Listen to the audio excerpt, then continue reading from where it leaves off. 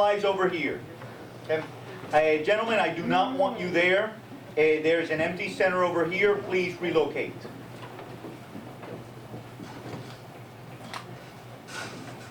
You saw that the room was clean when you came in. I expect it to be clean when you leave.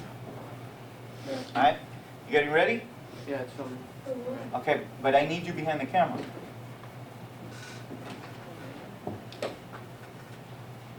All right? Ladies and gentlemen, we need to move on. Okay?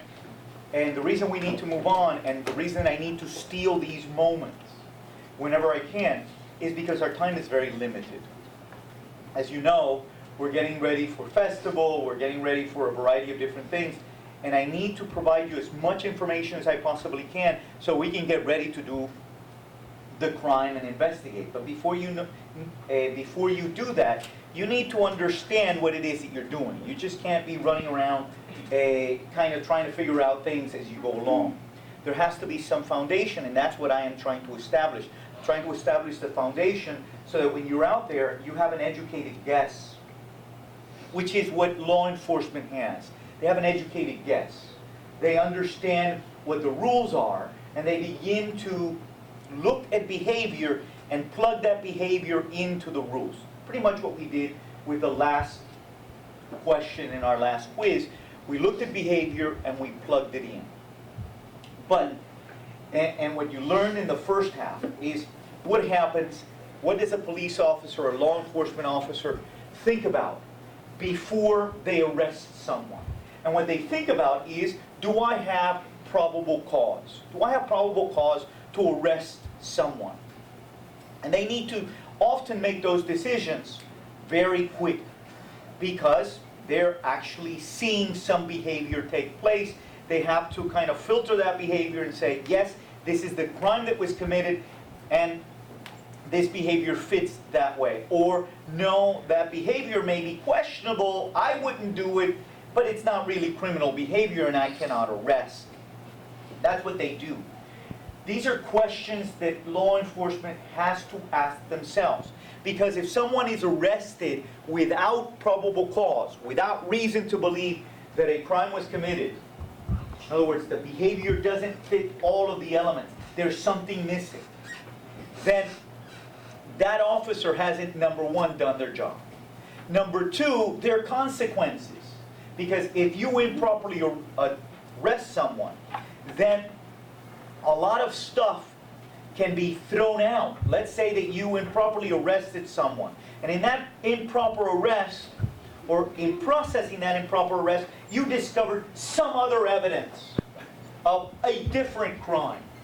Well, if the arrest is improper, then that evidence of a different crime can't be used. So there is a very expensive price that law enforcement has to pay.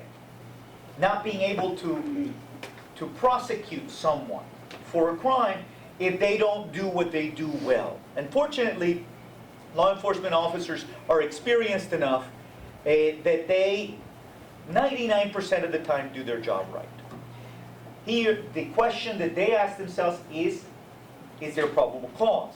The second question that they have to ask themselves is, have I properly instructed this individual of what his or her rights are before I arrested them?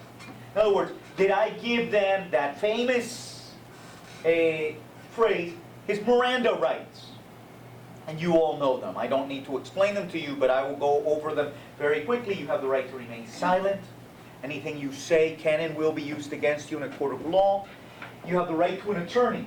If you cannot afford an attorney, one shall be appointed for you. Those are the Miranda rights. And you know where they came from and how they evolved. But police officers have to read an individual his Miranda rights if, this is a big if, and I want you in your minds to think about this if the police officer is going to question the person that has been arrested. If they're not going to question them, then it's not important that they be giving the rights at the beginning. They can be given the rights later, as long as the objective is not to question this person. Now, the problem is this. Police officers are human beings. And human beings, you and I, in stressful situations sometimes tend to talk. And oftentimes, the person that you're arresting is in the back of your car. You know, behind that either plexiglass or fence, they're sitting there. Now, if you have not read them their Miranda rights, you're likely to engage in a conversation where they may have told you something. And that something is lost if you don't instruct them of the rights. So, as a matter of practice, police officers always read their Miranda rights.